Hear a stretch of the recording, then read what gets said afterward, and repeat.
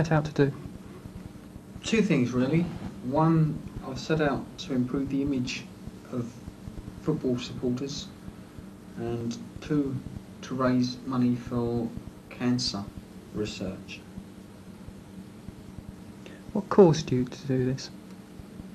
I started an organisation just over a year ago called Supporters United, which is dedicated to uniting genuine football supporters in an effort to improve the image of the game and the fans.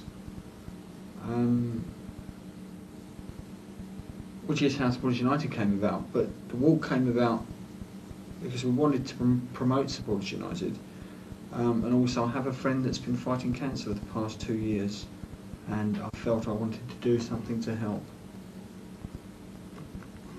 Did you relate the two for any particular or special reason? Well, we were having a Supporters United committee meeting, and somebody said, why don't we try and do a sponsored walk or something to help a charity, and maybe a walk from our house to our local football ground. And I thought, well, why not take it a step further, and walk around all the football grounds. Were you apprehensive at any stage? Yes, when I read a book that Ian Botham had written about his own Land's End to John O'Groats 900-mile walk, or rather John O'Groats to Land's End, and the problems that they encountered did make me a little apprehensive, but fortunately I haven't had any of the problems that they seem to have had. And you had the support of friends, family? 100% support from friends and family, yes. I couldn't have done it certainly without the support of my wife. And your Supporters United members? Yes, it's been encouraging. Various stages Supporters United members have joined me, and it helps a lot to know that they're with me. Have you had much response from the members from Campaign for Cancer Research? Or No, it's been very disappointing actually, and a little frustrating. The opportunity was there for the Cancer Research Campaign to raise an awful lot of money for their cause. Unfortunately, they don't seem to be geared to taking advantage of that situation. So, no, it's a little bit sad and a little bit frustrating. So nevertheless, we'll do it ourselves. do you think so far you have been successful in your efforts? In as much as we've had cooperation from the clubs, which is what it's all about. We've established relationships with most of the clubs we've been to so far, and made a lot of contacts which will be put to good use in the future. How about with regard to monies raised so far? Well, we're not actively going out raising money at the moment because, as you know, there's only myself and a backup driver, so we're not geared to do it. What we are doing, however, is auctioning sort of autographed footballs and that sort of thing on local radio stations, and raising money for various local hospitals. And there is in fact a Cancer Research Campaign pledge line number that British Telecom Mobile Communications have supplied to us, so people can make donations now. But we're asking the clubs when we visit, can we go back next season and do a collection of every matches? And most of them are saying yes, so that's when the money will start coming in. I see. What is the number? It's 01 400 4080. I see. And I hear you've also been given authority to carry a collection box. Well, we do have cancer research containers. No, we haven't really got authority to do that. But we do have them if people want to make a donation. And persons that actually have been making contributions throughout the walk? Yes, when people have known what we're doing, they have made a contribution. But I ought to stress, we're not going along shaking tins and trying to get money from the public.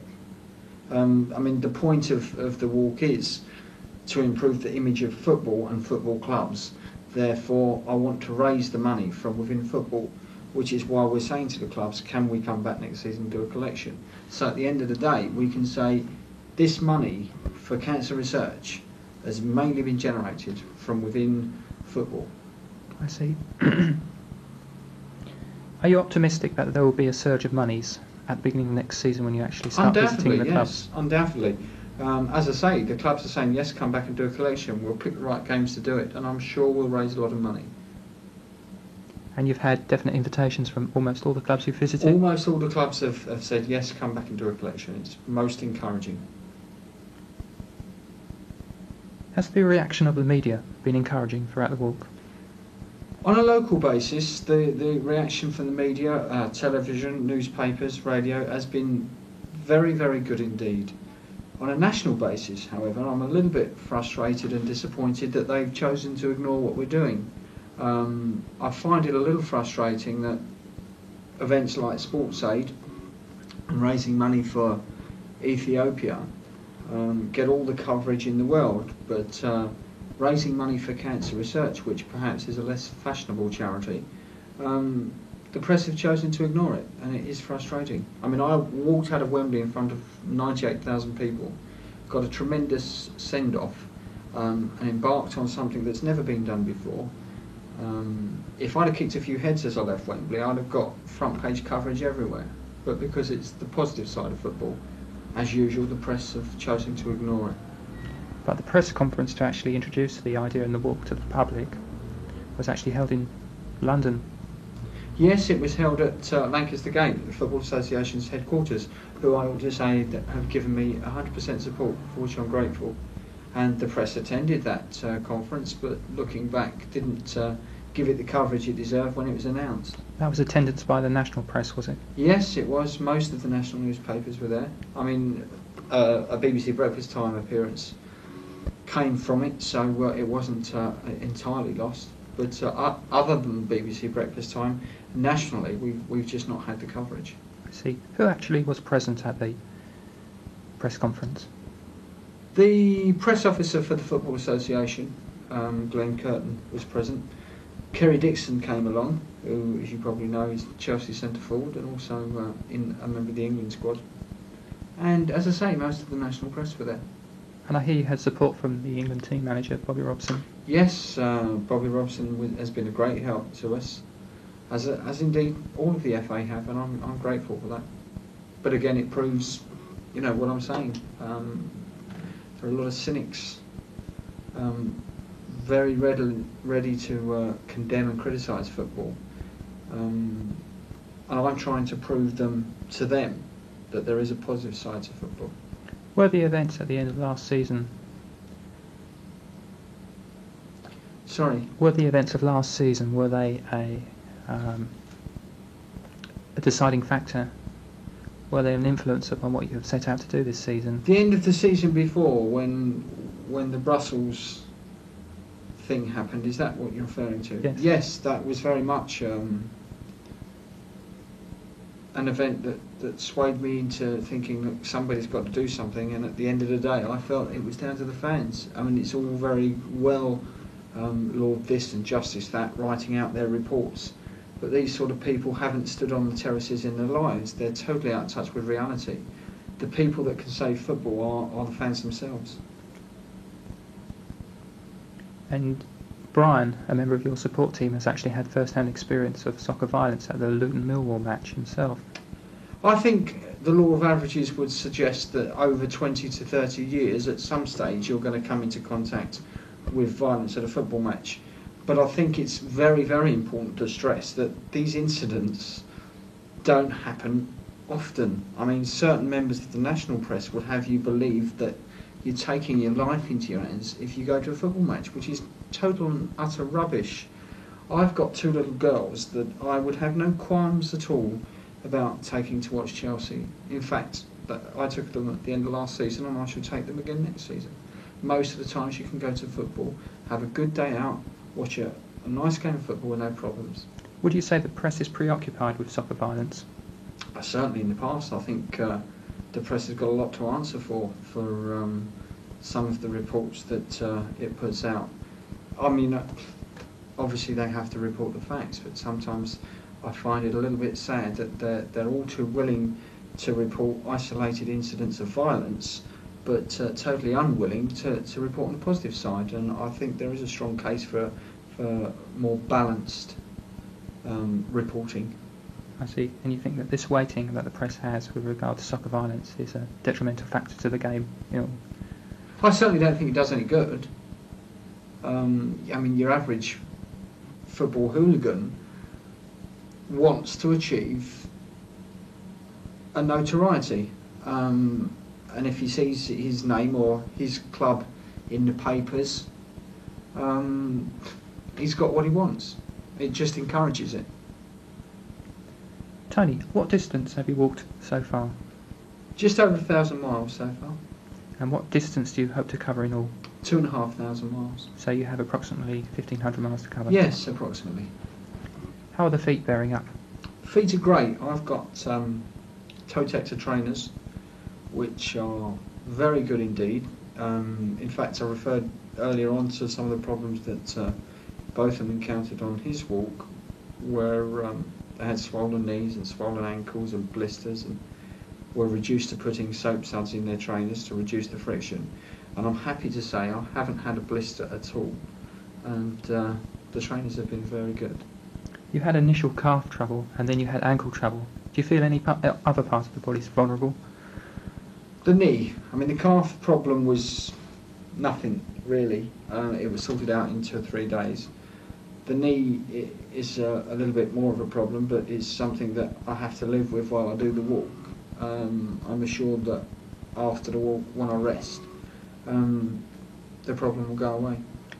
How are you actually keeping in shape throughout the walk? Well, basically, all I can do now is walk. Are you having any physiotherapy?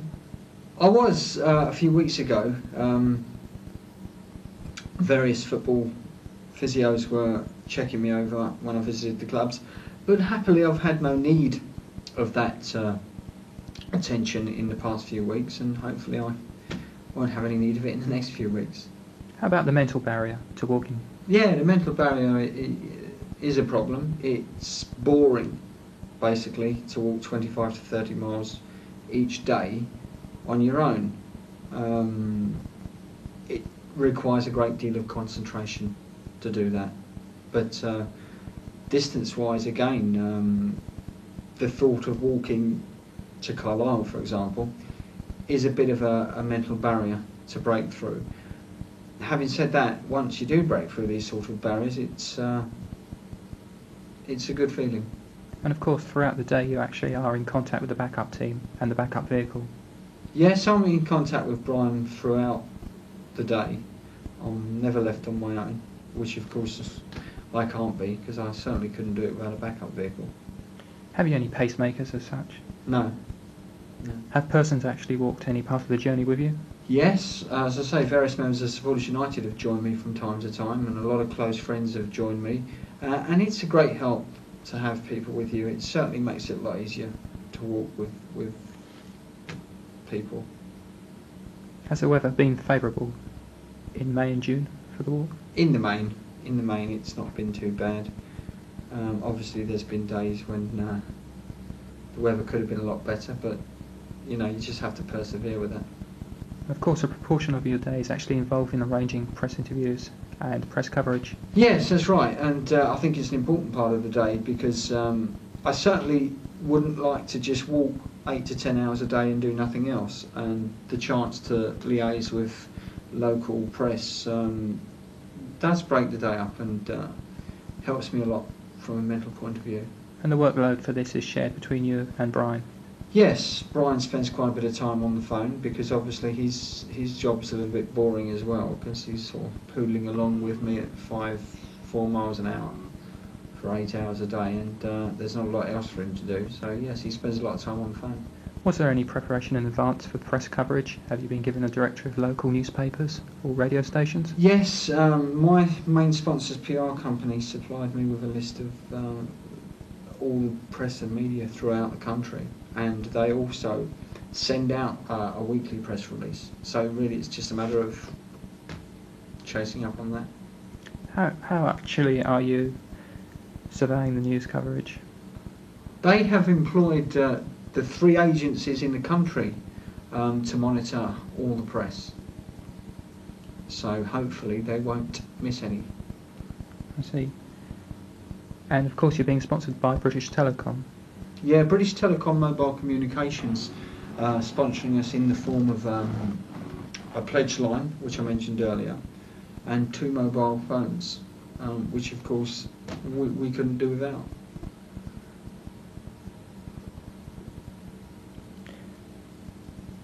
At what stage in the walk are you exactly at the moment? Well, I've now completed visits to some 40 odd clubs. I've walked just over 1,000 miles. I'm approaching the halfway stage. As I say, I've still got to reach Carlisle yet. I see. Between what two clubs are you at the moment? I'm between Rochdale and Bury. I see. Of all the Football League clubs that you've actually visited so far, are there any clubs in particular which have been very responsive? Yes. Well, happily, most of the clubs have been very responsive, and I'm very encouraged by the way we've been received everywhere we've went. There are a number of clubs where the visits do stick out just a little bit more. We had a tremendous time at Swansea, considering that the club is fighting for survival, financial survival. They went out of their way to make us welcome there, and I'll always be grateful for that. Great club to visit. I met Bob Paisley at Liverpool.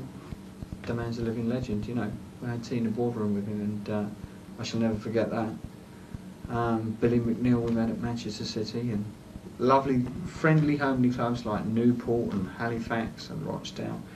Again, it proves that, you know, the heart of football is there, and that's what we've got to try and portray to the general public, that there is a heart within football. Who are your main sponsors for the walk? My main sponsors are a company called Totectors, who are Britain's leading manufacturer of protective footwear, appropriately. And as I mentioned earlier, I wear Totector trainers. I'm still on my first pair, which again compares very favourably with the Botham walk, where I believe he got through 3 pairs of Nike trainers in only 900 miles. Who are the other sponsors? Well, apart from British Telecom Mobile Communications, we're being fed Happy Eater roadside restaurants, which is very useful. And other than that, we're getting support from Ladbrokes in the way of accommodation, which I must say was one of the biggest problems we had initially. And it certainly makes it easier to walk every day, knowing that you've got some good accommodation at night, and you can't beat the accommodation we're receiving from Ladbrokes. The other thing, of course, is the backup vehicle itself, which was a major problem, but fortunately Great Western Motors of Reading stepped in to help us out there, and we've got a 9-seater Bedford Midi, which is doing a tremendous job for us. So your sponsors had confidence in you and what you were hoping to achieve? Yes, I mean, I'm grateful to the sponsors for having faith in what I wanted to do. I like to think I haven't let them down. I like to think that they've had their money's worth at this early stage. I mean, we're not halfway through yet, but I believe they've had their money's worth. But I am grateful for them in showing their faith to me. Couldn't have done it without the sponsorship. Where do you hope to finish the walk, Tony? Well, I will finish it at Wembley on August the 16th, when I shall walk back in for the Charity Shield. Are you confident that you'll actually make it on that date? 100%. Are you on schedule? I'm a couple of days behind at the moment, but it's not a problem. And you have abandoned rest days? Yes, I have abandoned rest days for no other reason that I don't need them. Have you had any advice from other walkers? Have you met any other walkers, sponsored walkers throughout the walk? Yes, I have. I've run into a couple of people. One who holds the record for endurance walking of 1,000 miles. I also met a fantastic guy the other week who is 79 years old now and still doing marathon charity walks. In fact, 3 years ago he walked through Death Valley. People like him I have a great deal of admiration for. In fact, I'm looking forward to meeting him next year on his birthday, when we should do a walk together. How about your family, Tony? Have you seen much of them throughout the walk? No, I've seen more than I anticipated, but I certainly haven't seen them for the past few weeks. And, I must admit to missing them, especially my 2 little girls. What are the names of your girls? Leanne and Gemma. How old are they? 5 and 6. What do they think of you? doing the walk? I'd like to think they're proud of me. Whether they're old enough to be, I don't know. Do you think your walk has been overshadowed by Live Aid? It certainly was on the day of Live Aid, but I ought to say that this walk was planned well before Live Aid. But it gets back to what I was saying before. Raising money for Ethiopia's does seem to attract an awful lot of attention.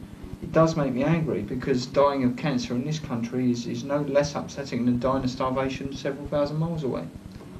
Do you think the Sport Aid event last month was a success? Well, I'm sure it was. It raised an awful lot of money, so yeah, it must have been. Do you think Bob Geldof is deserving of his knighthood?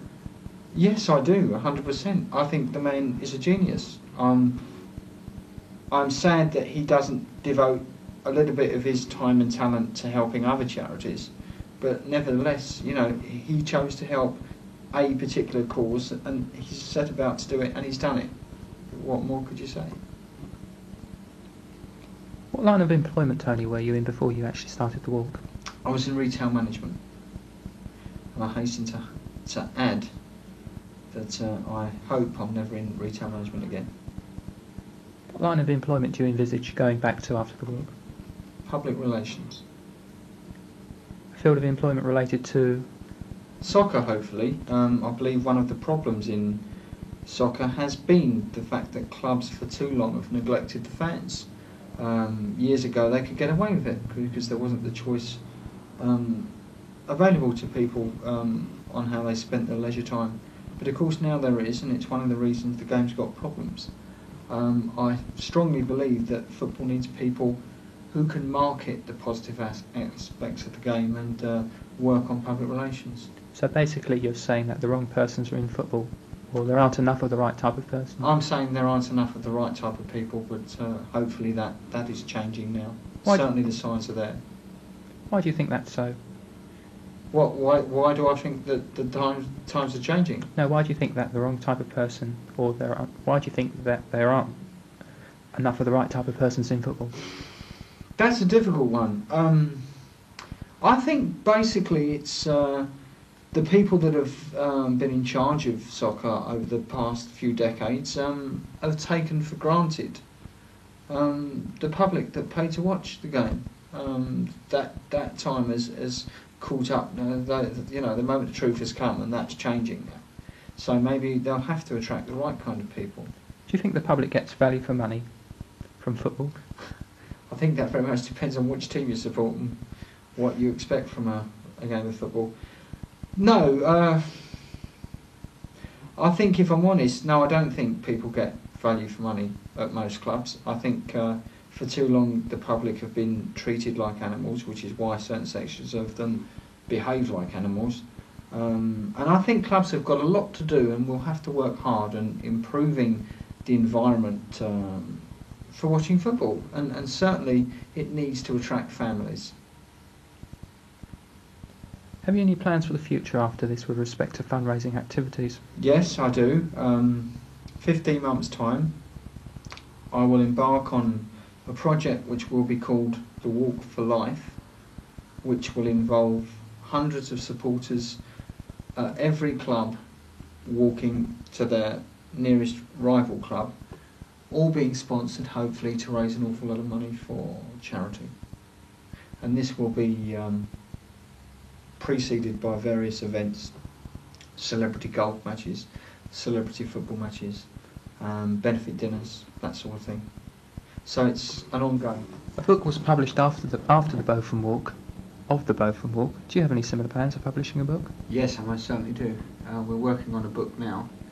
A little bit different to the normal sort of thing. I'm not filling it full of facts and figures about how to walk and how many miles to walk and anything like that. I'm just writing about things that have happened and about what Supporters United is doing.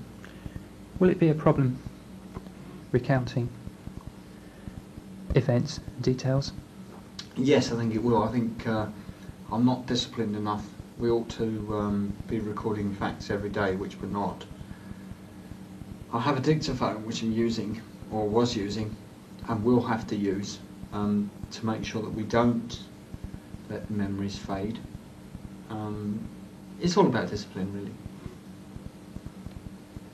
You have had some coverage from the BBC of the walk. Yes. Are they planning to join you at a future stage? Well, I'm sure they are, but you know, with television companies, you never know what they're going to do. We've had all the television companies on a local basis. It's just that national thing that is proving to be a problem. I think if I broke my leg tomorrow, I'd get all the coverage in the world, which just about sums up the national press, really. Was there much initial response after your national coverage on BBC Breakfast Time television? Yes, there was. About £150, £200 went through the pledge line the next day. Just goes to show, I mean, if we had the coverage, we could generate money now. But nevertheless, as I said earlier, the point is that I want the money to come from within football, in the main. So I'm not too concerned. Are the BBC hoping to have an update report on your walk? Well, yes, I mean, I'm sure they will, but you know, that remains to be seen. Do you think the charities you are associated with, do you think they are active enough? No, not by a long chalk. I think Bob Geldof has shown the way when it comes to raising money for charities. Unfortunately, organisations like the Cancer Research Campaign, I'm sad to say it, but I think they need some new, younger blood and could probably generate a lot more money than they do. But nevertheless, it won't deter me, and we'll carry on doing with what we're doing and help various other cancer-related organisations. Do you think that's a part of your thinking, to be more active in your approach Oh yes, to raising monies? entirely so. I visited a children's cancer ward in Bristol a few weeks ago. I'll never forget that. I'll never forget the children that I saw that morning that won't be alive in 6 months' time. And it makes me more determined to do whatever I can to raise more money to help fight cancer. At what hospitals have you actually met children? The Bristol Royal Infirmary and the Cookridge Hospital in Leeds. Are you intending to visit any other hospitals? Yes, if we get the opportunity, if I think it can help in any way, then I'll do it. We visited the Bradford Burns unit as well. But yeah, if I could do some good by doing it, then yes, I'd love to. It's a very humbling experience, visiting children that are so ill. On the other hand, it does, as I say, make my determination to succeed that much greater. Have you ever wanted to set up your own charity? Yes, very much so now. I'm very frustrated by the lack of assistance from the Cancer Research Campaign, and I do have this feeling that, well, you know, we'll set up our own charity and we'll generate the money. And I have a solicitor that's working on that at this moment, so we'll have to see. And of course there is a London-based organisation that does help other charities. Yes, it's a terrific organisation called Charity Projects, which is entirely sponsored, which is a pretty revolutionary idea, but nevertheless a great idea. I mean, everything they do is sponsored, their wages are paid for, so every single penny they raise goes to charity. And if I had the opportunity to work on similar lines to that, that's the road that I would take. Have you been in contact with this organisation? Yes, prior to starting this walk I was in contact with them, and I shall be in contact with them when I finish this walk. Have you had a special diet for the walk, Tony? Not really. I've neglected my body really as regards food, and I'm losing weight, which I can ill afford to lose. But it's very difficult to eat properly when you've sort of walked 25 to 30 miles a day. I mean, people might think you know, when you walk all that way you want to eat, but I find it reverse really. I don't really want to. And I seem to have lived on Mars bars, peanuts and orange juice over the past 8 weeks or so. Have you met any interesting persons throughout the walk? Yes, very many indeed. I had John Conti with me in Bristol the other week. A great man who again, the press haven't treated the way he deserves to be treated in the past. Steve Davis, Eric Bristow, Bob Paisley, Billy McNeil, and Tommy Cannon. It's been great, been very encouraging. All of these people have promised to help in the future, so that's what it's all about. Are you hoping to meet any other celebrities? Yes. As the footballers get back for pre-season training, we're going to have various footballers with us. I shall also be having some of the cast of EastEnders and Big Deal as the walk progresses, so it's something to look forward to. Tony, how many hours a day do you actually spend walking? Ordinarily, between 8 and 10. It hasn't been like that the last few days, of course, because there's been so many things going on. But ordinarily it would be between 8 and 10, and again that depends as well on how the knee reacts during the day. How strong is Supporters United membership? It's around the 2,000 mark now, and growing from strength to strength. We looked upon the first year as a chance to establish ourselves and form a relationship with the clubs. I think we've achieved that. As I say, we're growing from strength to strength. Do you plan to remain an active member within the group? I don't know. There's a lot of things planned, and only so much time to be involved with certain projects. I really don't know at this stage. Tony, how do you feel at the end of the day's walking? Knackered, in a word. Very tired. It is tiring, and obviously as the days progress it becomes more tiring. Nevertheless, it's satisfying as well. As a consequence, what are your main priorities when you actually reach a hotel after a day's walking? The main priority then is to seek out the bath. Relax and soak in a Radox bath. That's what's needed more than anything else. And then it's off to find the bar somewhere. Do you feel stiff the next day? No, not ordinarily. It's funny, the last couple of days, because I haven't walked the normal daily mileage, I have felt a little stiff, but normally I wouldn't know. It's not normally a problem. Are you unique in achieving this feat? I don't know. If I do achieve it, and I'm certain I will, I think probably I am. It's certainly not the longest distance anybody's walked, but as far as I know, I'm the first one to walk the distance between all football clubs. Have you verified this fact with anyone? Well, it's difficult to, really. We've spoken to Guinness Book of Records. They have no knowledge of anybody walking the distance between football clubs before, and really that's the only thing we can go by. Tony, how do you intend to fund your next project? Persuade companies to sponsor me again, and hope that it won't be so difficult next time. I think we've achieved, or I've achieved, credibility from this project, and as I said earlier, I don't think I've let any of my sponsors down. We've certainly had a lot of publicity on a local basis everywhere, and I always maintain that local publicity everywhere is as good as national publicity. So I'm hoping that it won't be too difficult to persuade companies to be involved in sponsorship. I mean, obviously I've got a wife and 2 children and a large mortgage, so I have to earn a living. I mean, I'm not a saint, I've got to live. With Supporters United, which has actually been set up for a few years now, have you had much television coverage in the past? Yeah, funnily enough, Supporters United and what we've been trying to achieve, and it is only in fact just a year, has achieved more publicity than the National Federation of Football Supporters Clubs, which has been,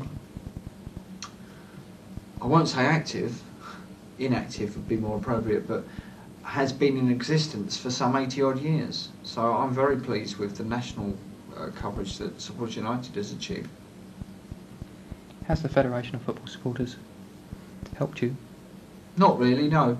But then the National Federation hasn't helped anything in football as far as I'm concerned.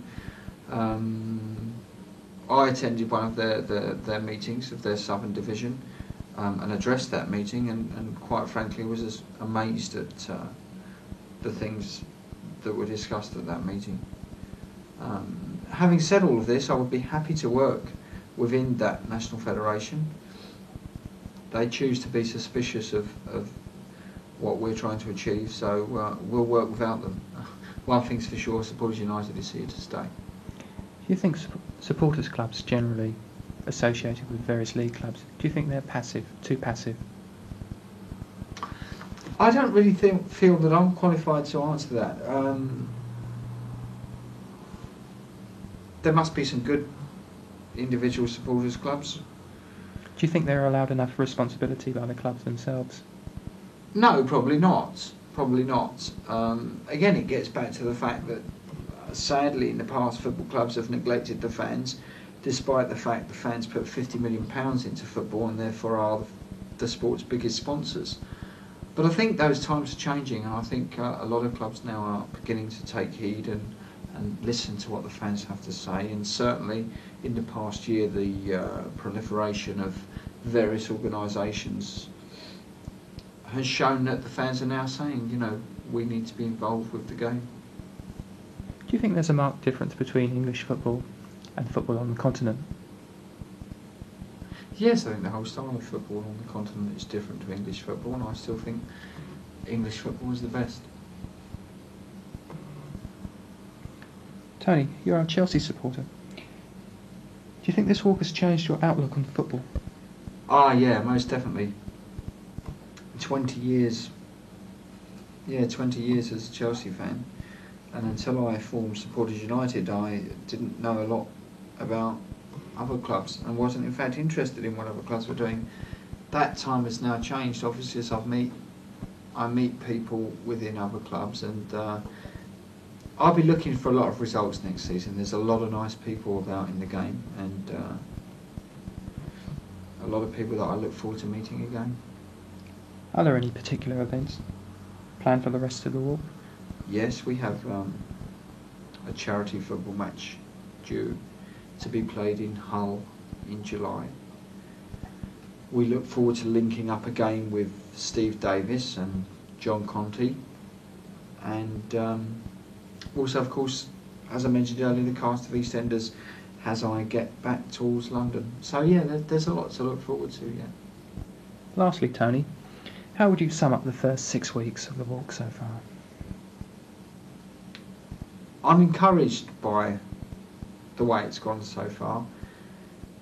The local press have been great to us. The public, when they've known about us, have been really good. I mean, it's what it's all about, you know. You meet such nice, kind people up and down the country, and it's great. It makes it all worthwhile. And the clubs themselves, as I say, I couldn't have hoped for a better response from the clubs.